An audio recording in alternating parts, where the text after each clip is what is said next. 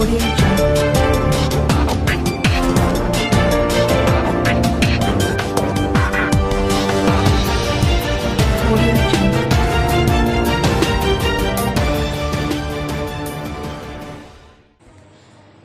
आप देख रहे हैं न्यूज़ 24 फर्स्ट एक्सप्रेस और आपके साथ मैं हूं ममता सिंह। तो चलिए शुरुआत करते हैं आज के कुछ खास बड़ी खबरों से। विलासिता विकास का पर्याय बन गई है और इसकी वजह है हमारी जीवन शैली। पर्यावरण सुरक्षा और ग्लोबल वार्मिंग के साथ स्वच्छता संदेश को जनजागरण बनाकर बलिया में सामाजिक शिक्षा क्षेत्र में कार्यरत शैलेंद्र और उनके सहयोगियों ने मऊ के तमसा घाट में वाराणसी के 80 घाट तक की 120 किलोमीटर की जनजागरण यात्रा पर निकले हैं। स्वच्छता के प्रति गंभीर और प्रदूषित पर्यावरण के लिए चिंतित ये समाज सेवी आज बुधवार 1 जून को अपनी यात्रा के दूसरे दिन गाजीपुर पहुंचे और लोगों से पर्यावरण जागरूकता और स्वच्छता का संदेश देते हुए ये दल वाराणसी की तरफ कदम तार बढ़ाए चला जा रहा है। बातों के दौरान पैदल दल की अगुवाई कर रहे शैलेंद्र सिंह सामाजिक शिक्षा के सरकारी टीचर भी हैं और इनके साथ इनके सभी सहयोगी भी शिक्षा क्षेत्र के जुड़े हुए हैं। शैलेंद्र ने बताया है कि नमामि गंगे प्रोजेक्ट से भी हम जुड़े हुए हैं और प्रधानमंत्री जी के 5 सितंबर 2020 के मन की बात कार्यक्रम में उनकी पर्यावरण पर बात सुनकर हम काफ़ी प्रभावित हैं। हम लोगों ने नमामि गंगे का गहन अध्ययन भी किया है। गंगा को निर्मल अविरल बनाने की ये मुहिम तक सफल नहीं हो सकती है। गंगा में मिलने वाली जो सहायक नदियाँ हैं वो स्वच्छ ना हो जाएँ।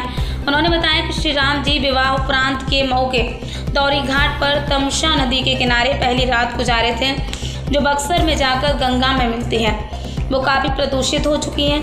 अतः ऐसे में जब तक सहायक नदियां जो गंगा में मिलती हैं उन्हें भी साफ करना पड़ेगा, नहीं तो नमामि गंगे अधूरा मिशन रहेगा।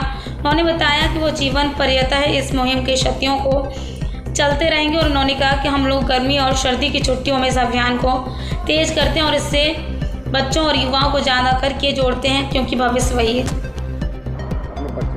मेरा नाम शैलेंद्र है और मैं जनपद बलिया के ब्लॉक नगरा में सामाजिक विषय के ARP के पद पर कार्यरत हूँ। शैलेंद्र जी, गाजीपुर में कैसे आना हुआ, क्या उद्देश्य है इसका? मेरा मुख्य उद्देश्य तो यही है कि जीवन शैली में कैसे परिवर्तन करके अपने पर्यावरण को बचाएं।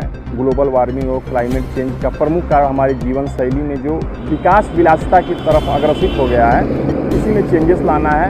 और इसी के लिए आदरणीय प्रधानमंत्री जी की मन की बात को मैंने सुना 5 सितंबर 2020 से 2 दिन पहले की बात है। उन्होंने कहा कि कोई राजनेता या बड़े पद पर ही आप होकर अपने राष्ट्र की सेवा नहीं कर सकते हैं, अपितु कोई छोटा कार्य भी अच्छे तरीके से कर सकते हैं।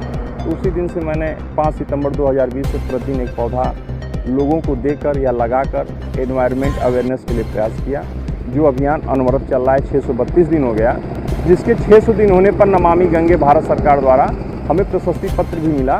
तो हमारे मन में आया कि पर्यावरण के लिए सबसे इम्पॉर्टेंट नदियाँ भी हैं, जो वर्षों से पूरी सभ्यताएँ वहीं बसी हुई हैं। हमारे यहाँ भी एक माँ तमसा नदी है, जहाँ प्रभु श्री रामचंद्र अपनी पहली रात गुजारे थे। उसकी दशा बहुत ख़राब हो गई है। पूरे शहर का कूड़ा कचरा मतलब सब कुछ उसी नदी में गिरता है। और यह नदी जो है गंगा की सहायक नदी है, जो 50 किलोमीटर बाद मिलती है माँ गंगा में।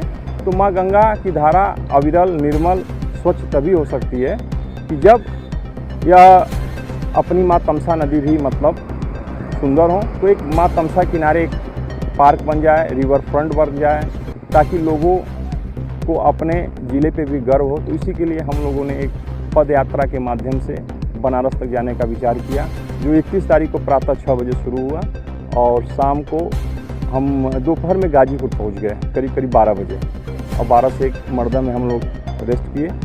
और उसके बाद फिर इस समय वर्तमान में हम लोग औद्योगिक जो संस्थान है गाजीपुर, यहाँ पर अभी आ चुके हैं। और एक दिन में हमारी 32 से 33 किलोमीटर की यात्रा करते हैं और छोटे छोटे ढाबाओं पे रुक के, चट्टियों पे रुक के लोगों को बताते हैं कि हमारी छोटी पहल ही इन्वायरमेंट को बचा सकती है। और गाजीपुर में शहर में तो बड़ा अच्छा लग रहा है क्योंकि सड़क किनारे पेड़ हैं, लेकिन गाजीपुर मऊ हाईवे पे कोई भी पेड़ नहीं था। बहुत दिक्कत हुई चलने में, हम ही नहीं बहुत लोगों को हो रही होगी, जो 2 व्हीलर वाले होंगे चाहे सामान्य जन होंगे सब।